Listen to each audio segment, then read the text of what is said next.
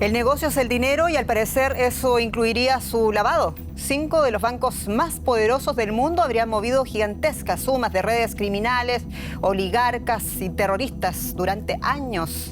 Y así lo revelan los archivos del FinCEN, filtrados por el consorcio de medios BuzzFeed News e investigados por el Consorcio Internacional de Periodistas de Investigación. Se trata de información financiera confidencial del gobierno de los Estados Unidos e incluye transferencias de dinero sospechosas por unos $2 billones. En los archivos aparece el nombre del presidente Donald Trump, como también el banco alemán Deutsche Bank, a los británicos Barclays y HSBC, criminales, oligarcas y terroristas como clientes. ¿Qué tan sucio es el dinero? ¿Están los bancos fuera de control?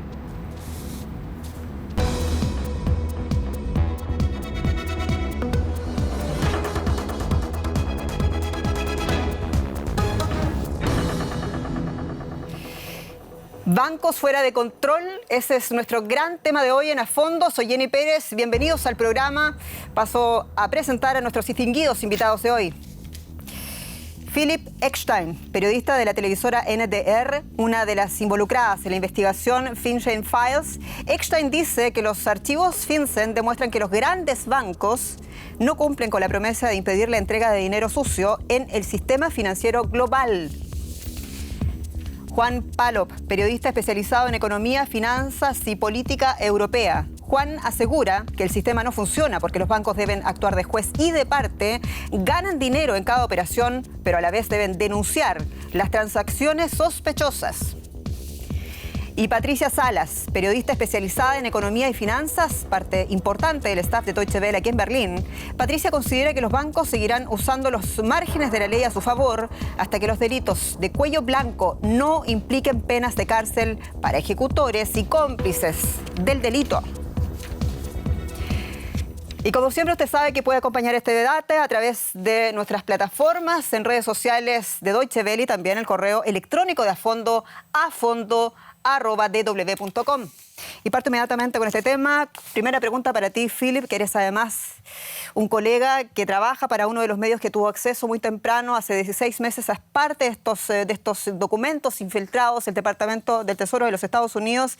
¿Cuán grave, cuán extenso es este escándalo de lavado de dinero internacional? Y te lo pregunto mirando también porque hay analistas que lo comparan con el gran escándalo de Panama Papers.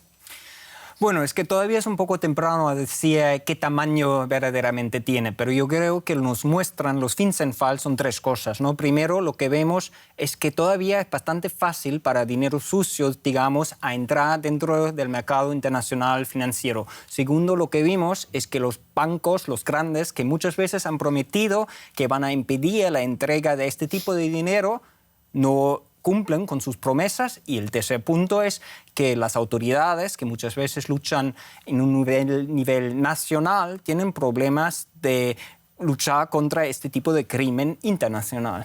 Interesante, Philip. Juan, decíamos, hay 5 grandes instituciones financieras internacionales involucradas en este escándalo. Vamos a hablar en concreto más adelante del caso del Deutsche Bank.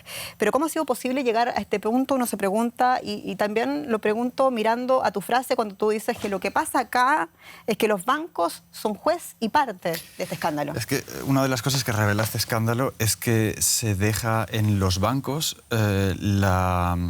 son como la punta de lanza de la lucha contra la corrupción y contra el blanqueo de dinero.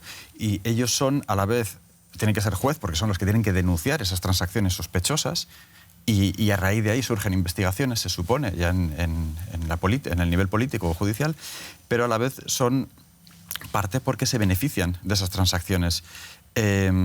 Pasa a la vez que las sanciones por no rellenar esos informes o por hacerlo con retraso o porque se descubre que no lo han hecho, son relativamente pequeñas, de tal forma que tienen pocos alicientes para contribuir a la lucha contra el blanqueo de dinero.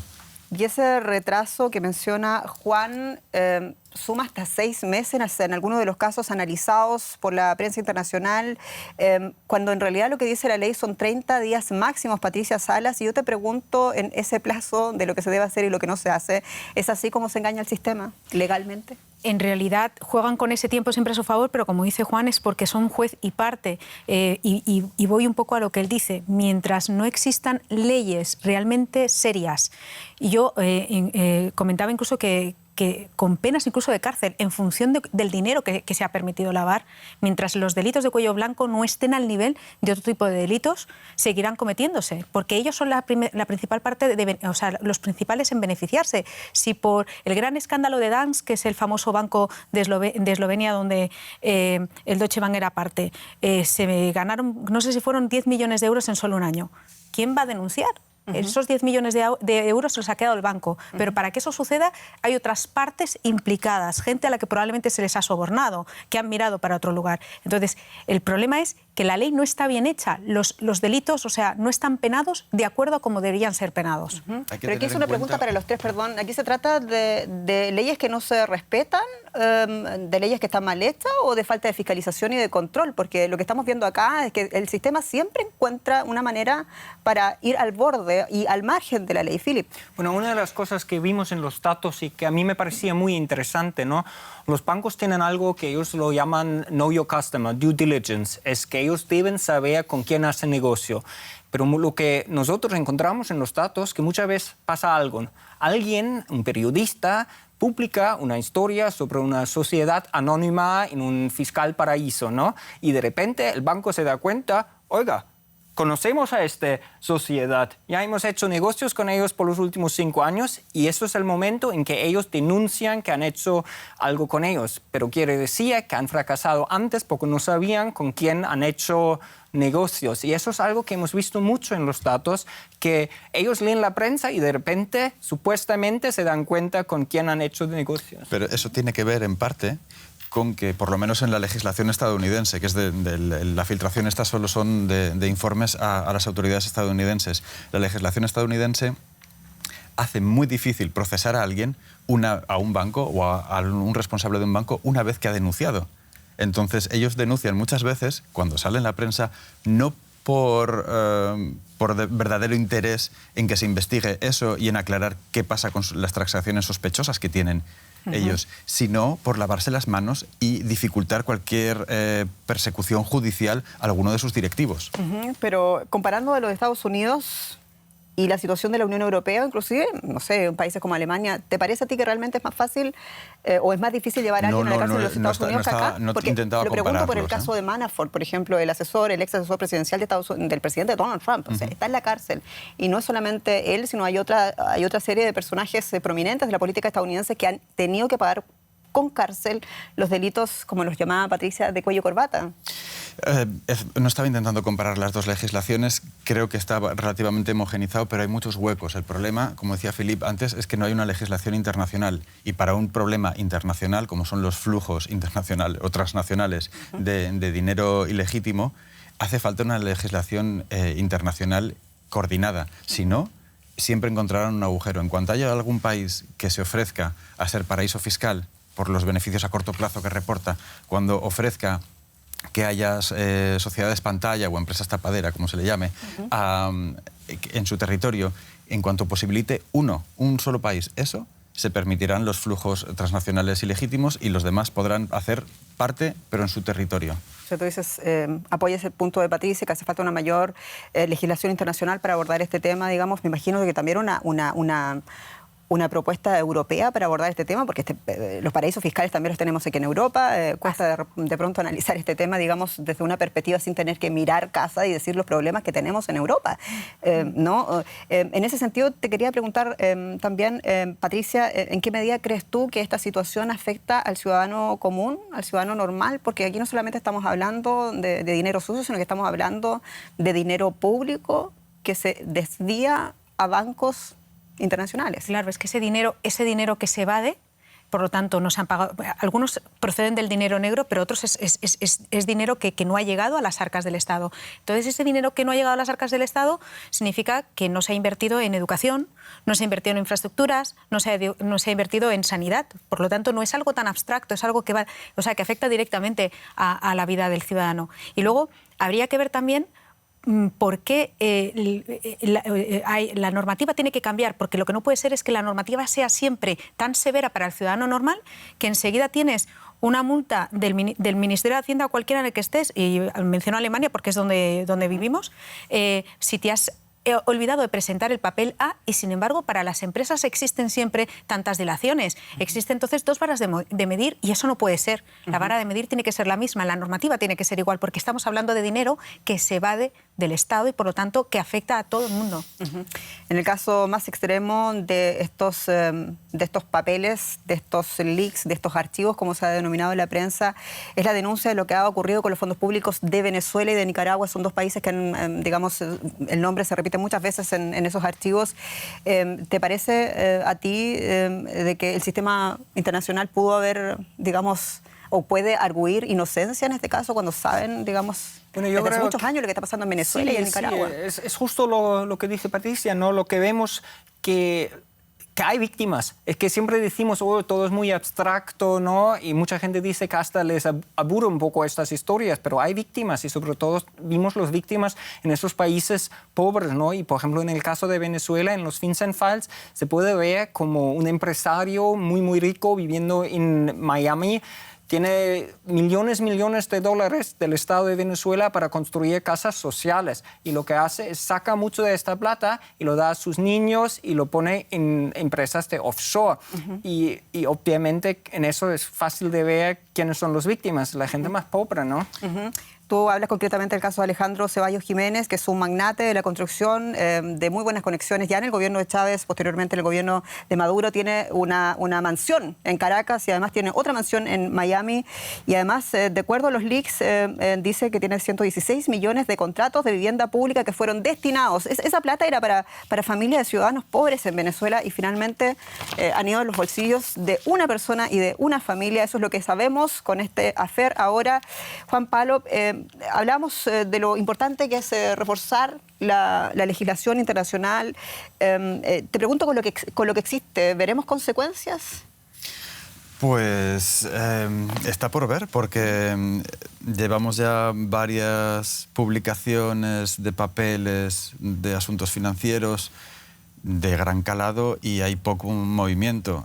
Hay poco movimiento porque al principio sí que se habla de cambiar las cosas, pero después nos topamos con la realidad. Hay países que quieren avanzar en esta dirección, dentro de la Unión Europea, por ejemplo, y también a nivel internacional, pero siempre hay muchas resistencias por parte de otros países y al final en la práctica se avanza poco. Después de la crisis financiera de 2008-2009 y la crisis de la deuda en Europa, hubo un importante aliciente político para actuar en ese sentido, que se hizo algo en el marco del G20, pero poco más, y ahora ya el tema estaba bastante olvidado.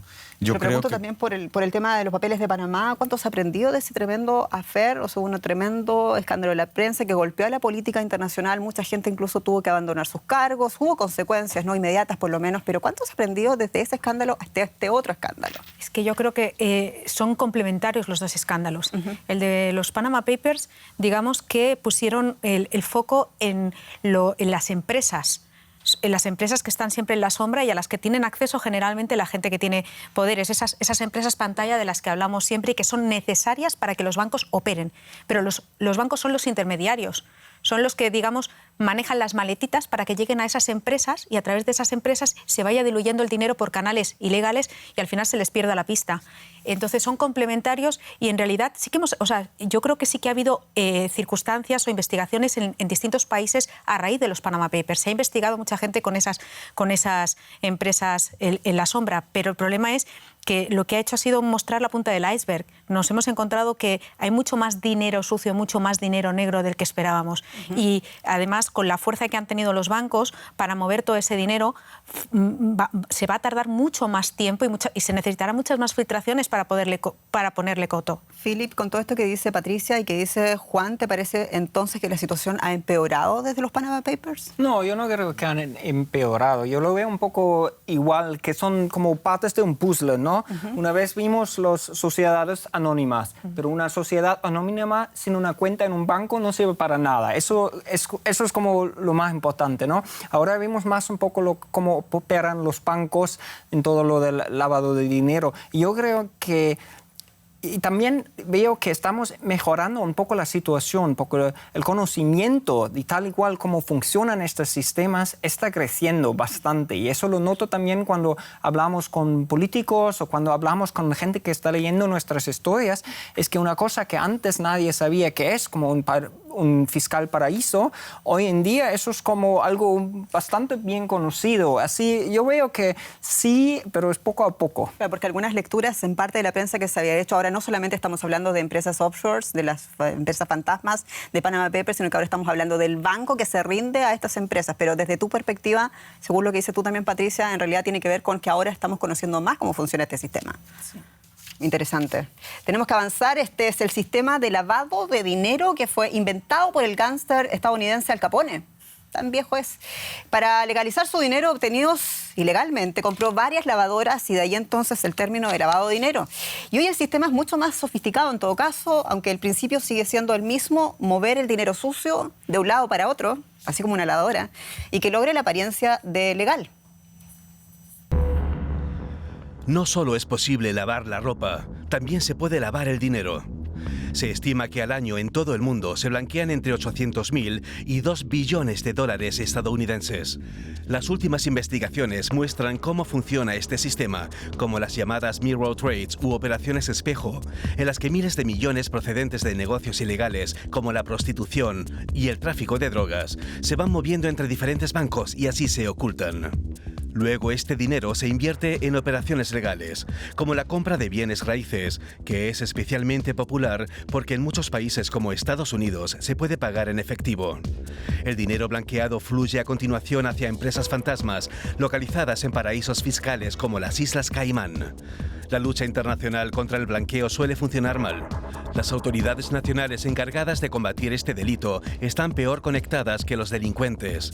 ¿Por qué les resulta tan difícil a los legisladores poner fin al lavado de dinero? Y estamos para hablar del lavado de dinero, de todo esto, lo que cuesta la política internacional, la credibilidad y todo esto en tiempos de pandemia. Sabemos, Juan, lo que dice el Deutsche Bank, por ejemplo, instituciones como el Deutsche Bank, nosotros hemos informado y este es un escándalo en verdad del pasado porque los documentos, los leaks en verdad hablan de una serie de situaciones desde el año 2000 hasta el año 2017. ¿Se puede argumentar eso? Ellos pueden argumentar lo que quieran, ¿no? Ellos han tenido un montón de, un cambio de dirección en los últimos años, varios, y todos ligados a escándalos. Puede decir el nuevo consejero delegado que no tiene nada que ver, aunque él era el responsable de la vigilancia de este tipo de transacciones sospechosas en los años en los que sucedieron, ¿no? Sobre todo al final. Entonces, puede que no lo sepa, como ha alegado el banco, pues no tenía por qué saberlo, o puede que hayan cambiado ahora las prácticas, no lo sé. El Deutsche Bank, de todas formas, se ha metido en todos los charcos posibles en los últimos años.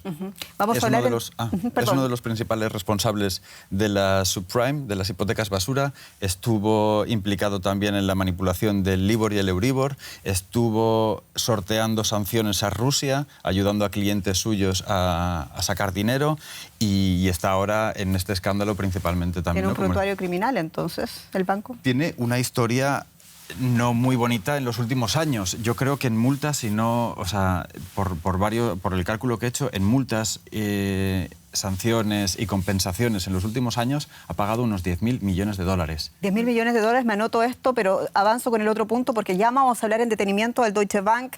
Patricia Salas, ¿por qué es tan difícil cumplir las leyes? Ya has dicho que las leyes tampoco son tan duras. ¿Por qué es entonces tan imposible? Por ejemplo, tomemos el caso de la Unión Europea con todo lo que ha pasado con la crisis de deuda, con todo lo que ha pasado, digamos, con la crisis de la eurozona, seguir cumpliendo las leyes de algo que es tan importante para la Unión Europea como es la transparencia. Pues en realidad hay que hacerse una pregunta. ¿Por qué no la cumplen los bancos? Porque siguen ganando dinero.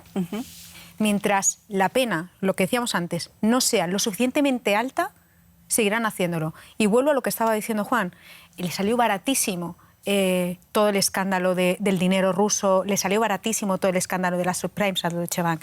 Entre el año 2012 y 2014, cuando se estaba evaluando las multas que le tenían y las sanciones que le tenían que imponer, se estaba hablando de más de 10.000, casi 15.000 millones de dólares. Si se le hubiera impuesto esa multa, habría quebrado. Qué casualidad que no se le impuso esa multa. Y como él dice, está metido en todos los fregados, y te añado no solo las sanciones de Irán, Libia, Siria, todo el tema de las operaciones espejo con Rusia, fue el principal implicado en todas las operaciones de derivados de venta de CO2. Todo eso es del Deutsche Bank. Si lo hubiera hecho cualquier otro banco, estaría en la quiebra. Yo creo que uno de los puntos que es interesante sobre qué estamos hablando, ¿no?, es que esos grandes bancos han estado en escándalos, y lo que han hecho después han dicho, nos sentimos mucho y lo vamos a cambiar. E incluso no solo Deutsche Bank, HSBC, JP Morgan, todos nos dijeron que hoy es un banco distinto y que las historias son viejas. Pero cuando miramos a estos bancos, lo que vimos es que han tenido escándalos 10 años detrás, y después de pagar estas multas o estas compensaciones, han hecho de nuevo esos tipos de cosas. Y eso es algo que vimos bastante en estos tipos de FinCEN-Files, que bancos que ya han estado multados por este tipo de negligencia, ¿no? Negligencia. Sí, que vimos que lo hacen de nuevo. Y eso es una pregunta que, claro, que hay que pensar. Las multas no han sido suficientemente altas. Barato. Entonces, sale barato. Sale mejor engañar al sistema que, digamos, que pagar la pena, ¿no? Entonces, no podemos creer en esa argumentación, o por lo menos no considerarla, de que es un escándalo del pasado y que ahora el banco, el Deutsche Bank y los otros bancos son bancos nuevos. O sea, han pasado 3 años. Bueno, ¿no? es que una pregunta que a mí siempre me parece interesante, ¿no? ¿Son los grandes particularmente malos? Yo no lo creo. Porque ellos sí están invirtiendo más dinero que los pequeños bancos en contra este tipo de crimen. Eso es lo que me pone nervioso, que incluso los más grandes, los más prestigiosos bancos no cumplen. Y eso... ¿Qué queda para el resto? Claro, eso es mi pregunta. O sea, ¿tú crees que en todo el sistema en realidad esto es una, como decía Patricia, no todos, una pero punta del iceberg? Hay bancos regionales incluidos en los FinCEN-Files. Creo que... O sea, lo que pasa es que muchas veces necesitas un alcance internacional, necesitas un banco bastante grande para poder mover cantidades de dinero importantes y para tener oficinas en distintos países y poder mover esos dineros y con esas transacciones tan complejas para lavarlo, ¿no? Yo quiero agregar un dato a propósito de estos bancos regionales que tú hablas. Los bancos que participaron en digamos, el lavado de dinero del gobierno o de los fondos públicos venezolanos son bancos suizos. Uno de ellos se llama, bueno, las siglas son CBH, de la compañía bancaria de Helvética, y Julius Baer Group, que ayudaron a los ricos y corruptos venezolanos. Eso es lo que está revelando parte de esta investigación, Philip, a la que tu canal, a tu medio, ha tenido acceso a todos esos documentos. Yo tengo una pregunta distinta ahora. ¿Cómo, desde el punto de vista de como colegas, cómo se trabaja una situación así? Estamos hablando de 16 meses de trabajo de 400 colegas en todo el mundo que han hecho este análisis, 88 países, y uno de ellos es el medio en el que tú trabajas, NTR. ¿Cómo fue esa experiencia? Bueno, es una experiencia muy interesante, y lo hemos hecho con los papeles de Paraíso, los Panama Papers, ¿no? Es que hay un grupo en Washington que se llama el Consorcio Internacional de Periodistas de Investigación, y ellos lo que manejan es una plataforma en el Internet, como todo encriptado, que es un tipo de foro, ¿no?, en que tú participas, entras todo lo que encuentras. Pero también hemos tenido una reunión en que hablamos un poco sobre cómo queremos avanzar. Pero claro, es que pasa casi todo en Internet. También hay llamadas y eso es difícil. Y claro, 16 meses también fue un poco debido a la crisis de corona, ¿no? Porque había una época en que muchos de nosotros, incluso yo, no podíamos trabajar en eso porque nuestras cadenas dijeron, vamos, tenemos una pandemia, la gente solo quiere noticias de eso. Fue un reto para los periodistas. Patricia Salas, ¿te parece a ti que esto es un punto en una época en que estamos en una guerra no convencional, digo yo, entre mentiras y verdad, donde siempre hay gente que lamentablemente dice que el periodismo es parte de un complot internacional o que no ayuda, digamos, a la estabilidad o a la democracia? Esto es una contracara, ¿no? Es decir, sí servimos para eso, sí es posible, digamos, revelar parte de la verdad sí, que nos sirve claro, a todos. El periodismo para mí sigue siendo algo necesario, sobre todo si se hace con esas plataformas. Yo creo que al final el periodismo ha acabado haciendo eso, unirse en grandes plataformas para poder denunciar lo que individualmente no se puede. Los medios han acabado copados por los poderes políticos y económicos de cada país y entonces hay muchas investigaciones que no se llevan a cabo, que es muy complicado porque hay muchísimos intereses. En España hablamos de opinología muchas veces ya, porque muchos periódicos han dejado muchas cosas al margen y si eres de los míos o eres en mi contra no se informa de según qué cosas. Hablo de lo que conozco. Entonces, la mejor manera de poder hacer un periodismo investigando es compartiendo. Y hoy en día Internet te da esa posibilidad. Y lo pregunto esto de una forma quizás muy romántica, pero lo pregunto porque sin la denuncia pública esto no sería finalmente nada, ¿no? Claro, Entonces, quedaría debajo de la alfombra. Correcto. Quedaría debajo de la alfombra y además hasta hace muy poco teníamos, bueno, hoy en día están mal vistos, pero hasta hace muy poco, ¿quién no tenía dinero y lo llevaba a Suiza? Porque así quedaba al margen de los ojos y de la mirada de todo el mundo y desde ahí se movía a Hong Kong, a las Seychelles y a donde fuera necesario para tener su dinero a buen recaudo y sin cotizarlo o sin pagar los impuestos sobre ello. Philip y Juan, por favor, ¿qué pasa aquí en Alemania con los corruptos de cuello blanco y corbata, como dice Patricia? ¿Qué ha dicho la historia? ¿Qué nos dice la experiencia? ¿Quizás quieres partir tú? Bueno, yo de vez en cuando tengo la sensación, es que yo creo que se toma en serio, pero lo que yo muchas veces me pienso como criminal, ¿no? Serás tonto de, no sé, vender drogas o algo, porque todos estos tipos de crímenes financieros, por ejemplo, sacan mucho más dinero y las multas a mí, por lo que veo, me parecen más bajas. Así, y también la gente no es tan mal vista después, ¿no? Si tú no pagas tus impuestos, un fraude, luego tú puedes ser de nuevo un parte como de la sociedad, ¿no? Vamos, pero... ¿Qué pasó con un exdirector del Bayern Múnich, ¿no? Que tuvo que ir a la cárcel, pero se supone que iba por 3 años y finalmente cumplió muy poco, ¿no? Poco tiempo, sí. Hoy también es una persona famosa, de nuevo, claro. De nuevo, volvió a las arenas. Interesante. Juan, ¿cómo lo ves tú? ¿Te parece que falta mano dura, mejores leyes aquí en Alemania? Estamos hablando desde Berlín. Veo aquí que, por un lado, la política alemana, estrictamente, está bastante limpia.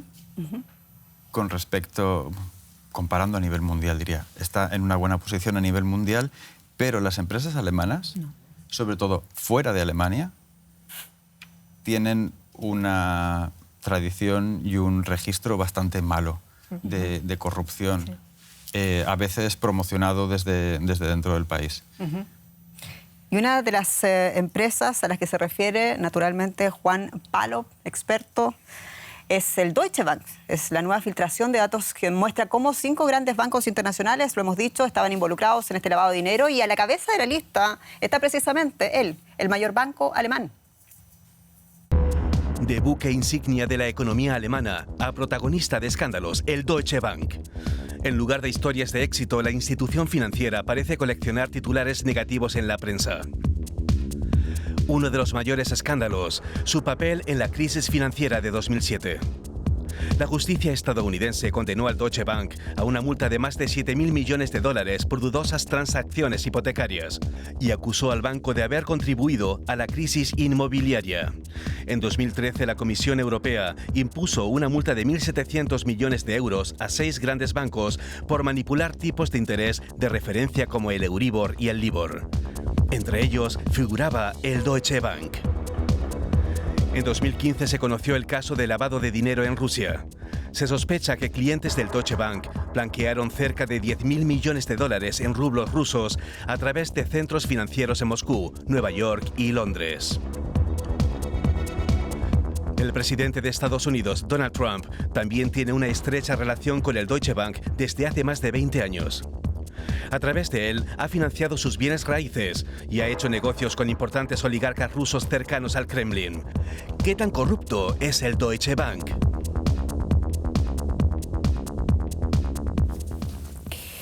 Bueno, y son alrededor de 2.000 los informes que han presentado, o que se filtraron más bien, a las autoridades estadounidenses a la prensa especializada.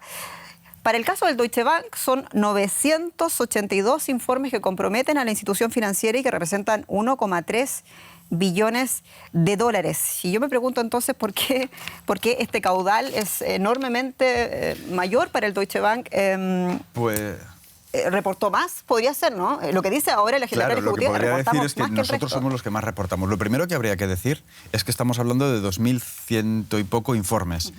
Y son muy pocos en comparación con los que recibe cada año el Tesoro estadounidense. El año pasado, en 2019, recibió unos 2 millones de informes. Correcto. Entonces, 2.100 sobre un periodo de 17, 18 años es muy poco. Estamos viendo una cosa que no tiene por qué ser representativa. Además, hay gente que está argumentando que esta filtración proviene en parte de los documentos que recopiló el Congreso estadounidense durante la investigación sobre la influencia rusa sobre las elecciones de 2016 y la campaña de Donald Trump. Correcto. Entonces, como Donald Trump está muy ligado al Deutsche Bank, porque el Deutsche Bank fue el único banco que le prestó durante décadas por motivos desconocidos o difíciles de argumentar, por lo menos financieramente, entonces solo por eso puede ser que esté sobrerepresentado en esta muestra que tenemos. Ahora, ya hemos comentado, Patricia y yo, que ha aparecido en un montón de escándalos el Deutsche Bank en la última década. Ya lo que se ha dicho, independientemente de todo lo que sepamos de ahora en adelante, es que Donald Trump, a través de préstamos del Deutsche Bank, digamos, se hizo dependiente de los oligarcas rusos. Es una relación comercial que tú mencionas que ya lleva más de 20 años entre Donald Trump y entre el Deutsche Bank. Nosotros nos preguntamos, ¿se puede afectar o cuánto puede afectar, si es que es así, la relación de Donald Trump en esta affair en plena campaña electoral en los Estados Unidos? Pues es una buena pregunta, pero yo creo que entre que hay una pandemia en especialmente en Estados Unidos, ¿no? y el ciclo informativo tan rápido que hay ahora mismo, en el que están pasando cosas y un escándalo que por la mañana ocupa titulares, por la tarde queda desplazado a la nada porque ha vuelto a decir Trump otra cosa en un tuit en el que carga contra no sé qué. Todo esto se olvida muy rápido. Entonces, a lo mejor lo consiguen agarrar de alguna forma los demócratas para utilizarlo en campaña, o a lo mejor esto se pierde como tantas otras cosas. No sé, Patricia, Files, ¿qué más podemos agregar? Porque aquí lo que están diciendo también es que nuevamente estos leaks o estos archivos lo que hacen es establecer esa línea, ¿no? Desdibujada desde la demanda de muerte contra Trump, desde Trump hacia los oligarcas rusos y ucranianos en algunos casos, y nos se vuelven a aparecer nombres que complicaron el proceso de Donald Trump de quasi impeachment, que era el de Manafort, que sabemos hoy día está en la cárcel. Es que, como dice muy claramente Juan, es complicado evaluar una línea o hacer un análisis ahora con todo el flujo de información que está habiendo y además sin tener acceso a toda la información. O sea, no sabemos tampoco de dónde viene la filtración. Entonces, esa filtración podría ser también interesada. No interesada, pero a lo mejor no es precisamente de la bancada de Trump. Entonces, eso no le quita valor a esa filtración y a todo lo que desvela. Pero puede ser, porque una filtración siempre viene de una parte interesada, tiene alguna motivación, nunca es aséptica. Entonces, habría que ver cuál es el interés de esa filtración, porque probablemente eso nos explicaría también si era también para torpedear a Trump y vincularlo y tratar de elaborar mejor esa línea de vinculación con esos oligarcas y qué tipo de implicaciones tienen esos oligarcas en algún tipo de negocio sucio. Pero todo eso está en el aire y no se puede hacer ninguna aseveración clara y justa en estos momentos. No tenemos información real que se pueda contrastar. De todas maneras, estas revelaciones, filtraciones que hizo BuzzFeed News y que proporcionó, digamos, toda esta información al Consorcio de Prensa Internacional, afecta en primera instancia también muchos de los movimientos e información confidencial del Departamento del Tesoro de los Estados Unidos. En términos políticos, ¿hay un precio, te parece a ti? ¿En lo inmediato, en lo que sabemos ahora? Bueno, el Ministerio, antes de nuestra publicación, ¿no? 3 semanas antes, ellos publicaron una nota de prensa en que más o menos dijeron que nosotros sabemos que alguien quiere publicar algo y les decimos que no lo hacéis porque es un crimen. Ellos no lo querían que lo publicamos, ¿no? Y eso es un poco la pregunta como periodista que siempre tienes que hacer cuando ves a unos documentos, ¿no? Tienes que mirar si son auténticos, sí o no. Eso es muy, muy importante. Y el segundo es si hay un interés público, sí o no. Yo creo que esas son las 2 preguntas claves que todos de nosotros lo hacemos todos los días con cualquier historia, ¿no? Y nosotros hemos decidido que sí hay un interés público en este tema. Yo creo que nosotros sentado en esta mesa muestra que sí hay un interés, ¿no? Hay un interés público y también consecuencias penales. Para eso tendríamos que ver en todo caso una cosa, y es que la justicia estadounidense quiera acceder, quizás por pedido de la Cámara de Representantes, no sé cuáles son los canales concretos de Estados Unidos, pero tenga que acceder a las cuentas de Deutsche Bank, porque hasta ahora el presidente de los Estados Unidos, recordemos, no ha querido revelar sus cuentas, ¿no? ¿Podríamos verlo en el plano de las cosas que sí podrían ser posibles? La verdad es que no lo sé. Esas son cosas que están teniendo juicios sobre eso, ¿no? Las preguntas, cuántos impuestos ha pagado y todo eso, y yo no lo veo que va a pasar antes de las elecciones, pero yo creo que también hay un interés público en eso, pero por el momento no creo que va a pasar. Y hay otro asunto que preocupa mucho, sobre todo a la oposición en los Estados Unidos, y es la nueva, o el nombramiento de la nueva jueza de la Corte Suprema de los Estados Unidos, que cambiaría el balance y lo cambia, ¿no?, a favor de Donald Trump en caso de que se tenga que seguir investigando, digamos, ya a nivel judicial, esta situación de las revelaciones. ¿Te parece que podría ser que ese es el escenario que más temen los demócratas? Bueno, es que ese escenario es temido porque evidentemente es una posibilidad. Ya lo han dejado claro los republicanos, que ellos quieren utilizar esa posibilidad para tener a su propio juez antes de las elecciones, a pesar de que en una situación muy parecida de un año electoral se lo criticaron y no se lo permitieron a Obama. Entonces, si consiguen situar a un juez conservador en la Corte ahora, evidentemente pueden empujar más hacia según qué temas a lo largo de los próximos años. Es que definirá, digamos que atará de manos al próximo presidente, porque tendrá un marcado camino conservador en algunas cosas y probablemente no podrán a lo mejor operar con toda la libertad que quisieran. Esta es una pregunta muy importante que nos lleva a la reflexión cuando uno ve que un presidente, el nombramiento de un presidente, en este caso el presidente más poderoso del mundo de los Estados Unidos, nombra a una juez y puede cambiar el equilibrio de poderes en una institución como la Corte Suprema de los Estados Unidos, la mayor corte de los Estados Unidos. Uno se pregunta cuál es realmente el papel de la política y dónde está, cuando digo el papel, también dónde está la mayor responsabilidad, porque hay pensadores como Chomsky, por ejemplo, en los Estados Unidos, que dicen, no, el problema que estamos viendo de este sistema es que la política le cedió hace rato todo el poder a la clase económica, a los bancos, entre ellos. ¿Es eso realmente lo ven ustedes? Discutamos un poco más filosóficamente. ¿Le parece a ustedes que es la política que se rinde a la clase económica, entre ellos los bancos, o es al revés? Política puede cambiar la cosa. Yo creo que la política, dentro de la corriente neoliberal, desde finales de los 70, 80 y 90, principalmente, ahora ya menos, ha tenido mucho poder y se ha intentado primar lo económico y los políticos tenían que ser técnicos que gestionaban, no tenían que ser ideológicos, ¿no? La ideología había muerto, ¿no? También cae el muro, entonces ya no hay ideologías porque ya ha ganado el capitalismo y entonces se piensa que eso, los bancos centrales se hacen independientes y todo lo que, o sea, los ministerios de Economía y Finanzas se dejan en manos de una sección solo, ¿no? o de una corriente de pensamiento dentro de la economía y se les deja, se desregularizan muchas cosas, se privatiza mucho y se deja actuar con bastante libertad la economía. La política puede volver a embridar todo eso. Patricia. Puede hacerlo, efectivamente, pero es la economía la que quizás en los últimos tiempos ha movido todo. De hecho, lo que demuestra es que la economía es la que mueve prácticamente todo, por eso los bancos pueden permitirse el lujo de jugar al margen de la ley. Y salen prácticamente indemnes. Por eso es el dinero el que todavía mueve muchas de las situaciones, o hay ciertas presiones, por ejemplo, cuando se va a hacer según qué nombramientos, según qué sitios, hay ciertos lobbies económicos que saben funcionar muy bien para que esa persona sea más proclive a ellos. Hablamos muchas veces de separación de poder, pero hemos visto que esa separación de poderes generalmente no es tan independiente como debiera, que la economía tiene mucha fuerza a la hora de hacer su propio lobby. La línea se desdibuja a veces, ¿no? En esa separación de poderes, ¿no?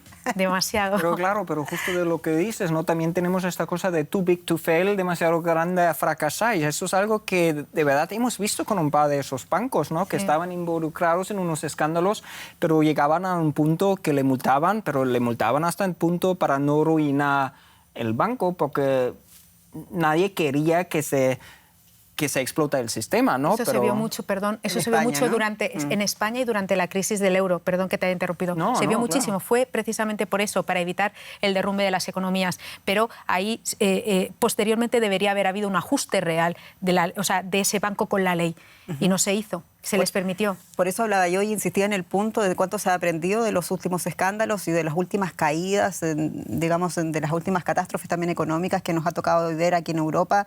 Y una pregunta existencial en ese sentido, ¿pueden los bancos, creen ustedes, así como están concebidas las leyes, pueden los bancos superar ese dilema de querer ganar dinero y hacerlo, sin embargo, con las cuentas limpias? Bueno, es que yo creo que también hay que tener en cuenta, ¿no?, que no solo son los bancos, ¿no? Como hay grupos de criminales profesionales, ¿no?, que son más y más avanzados y que también... Es que no siempre hay un banco que sabe lo que está pasando, ¿no? Ellos también muchas veces hacen los controles necesarios y no ven lo que está pasando. Eso es algo que vemos mucho. Así, ganar la lucha... Yo no sé, yo no creo que lo vamos a ganar, ¿no? Pero hay que intentarlo, ¿no? No se puede rendir. Intentarlo significa una mayor supervisión, no dejar la supervisión en los bancos, sino dejar la supervisión en el Estado. También se puede hablar de banca pública.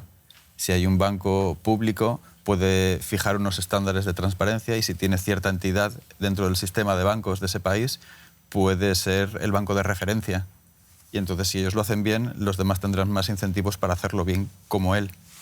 ¿Puede Europa ser quizás la referencia de aquella reforma que tú propones? Europa puede ser referencia interna. O sea, pueden llegar a un acuerdo dentro de Europa para moverse en una dirección, aunque hay ciertos países que han estado aprovechándose de tener unas condiciones fiscales especiales, por no llamarlos paraísos fiscales, pero vamos, que han tenido unas condiciones que han sido a costa de los demás. Se puede llegar a un acuerdo dentro de Europa. El problema es que las actividades ilegales pueden gastar mucho dinero en lavar ese dinero, porque tienen muchísimo más y entonces evaden todos los controles, ¿no? 1 minuto y medio para el fin del programa. Patricia Salas, ¿qué tendría que pasar para avanzar hacia un sistema más transparente en la banca internacional o en la banca europea, como lo quieras ver? Yo creo que tiene que haber una normativa coherente con toda Europa y esa normativa tiene que ser simple, es decir, si haces esto es delito. Cada vez que se hacen leyes con 25 puntos, el criminal encuentra la manera de evadirlo. Tiene que ser algo más sencillo, más si tú haces esto estás evadiendo dinero, no sé qué. Si tú pones 25 puntos, técnicamente es más fácil para el criminal. Y deberíamos también tener dentro de esas supervisiones gente experta que piensen como los criminales, porque si no siempre ganarán la batalla. No te voy a preguntar qué banco tienes, pero ¿te vas a cambiar de banco o te mantienes de banco? Porque yo me voy a cambiar de banco. Me mantengo de momento en el mío. Philip, ¿siguen trabajando la NTR antes de conocer más informaciones de la FER? ¿Van a seguir trabajando? Bueno, es que seguimos trabajando en esos temas siempre y claro. Y con esa información nos despedimos. Les agradecemos el haber estado con nosotros en afondo@dw.com en nuestro correo electrónico. Manténgase con nosotros y escríbanos. Hasta pronto.